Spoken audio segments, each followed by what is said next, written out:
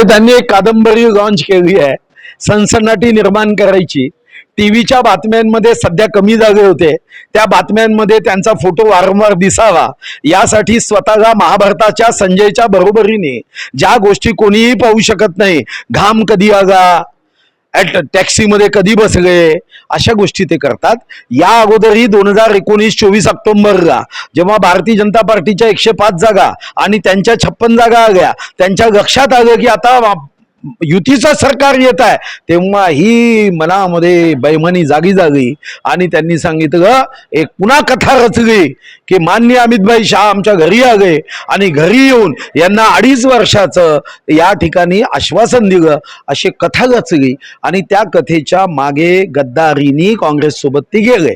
आता नवीन कथा करता एवढंच आहे, आपली योग्यता काय, आपली पात्रता काय हे न बघता आता महामहिम न्यायमूर्तींवर सुद्धा ते आरोप करायला लागले. काँग्रेसचं सरकार असताना न्यायमूर्ती महोदय फक्त एका फोननी पलटायचे, असा त्यांचा एक नवीन शोध आहे.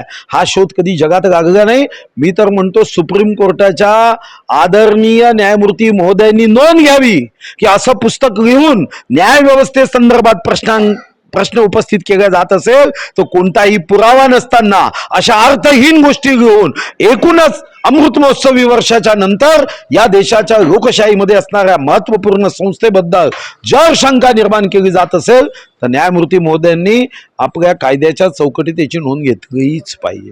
ठाकरे परिवार आणि पवार परिवार एकत्र येण्याची चर्चा आहे, त्याच्याबद्दल काय येऊ द्या, आम्हाला काय घेणं देणं आहे, ते कुठे येतील काय येतील.